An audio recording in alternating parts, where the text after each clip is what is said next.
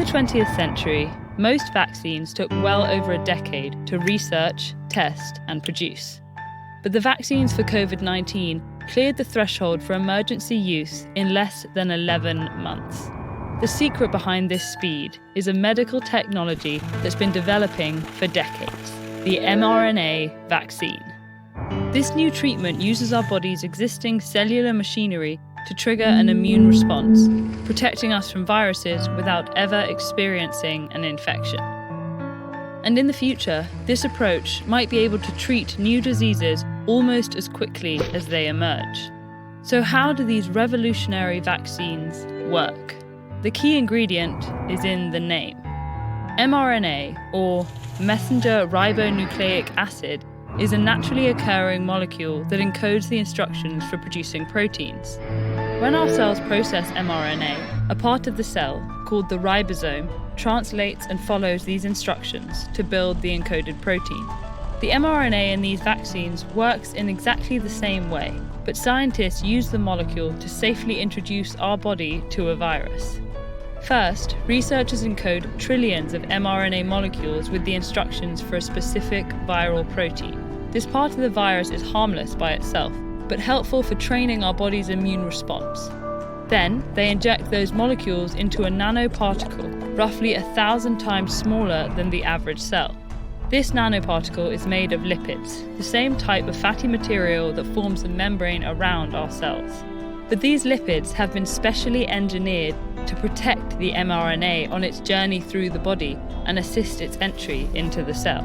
Lastly, the final ingredients are added, sugars and salt, to help keep the nanoparticles intact until they reach their destination.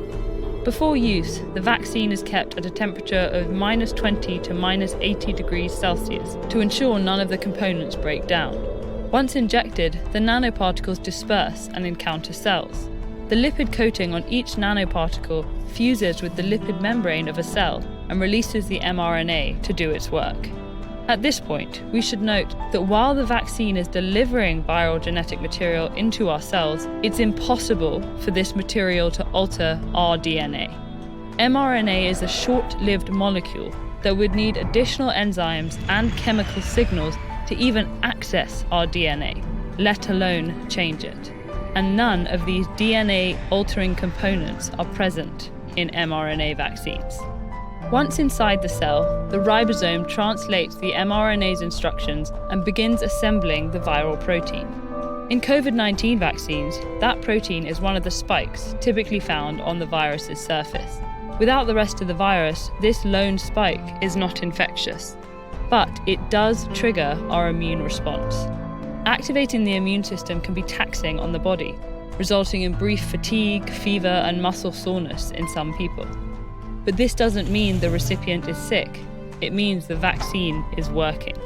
The body is producing antibodies to fight that viral protein that will then stick around to defend against future COVID-19 infections.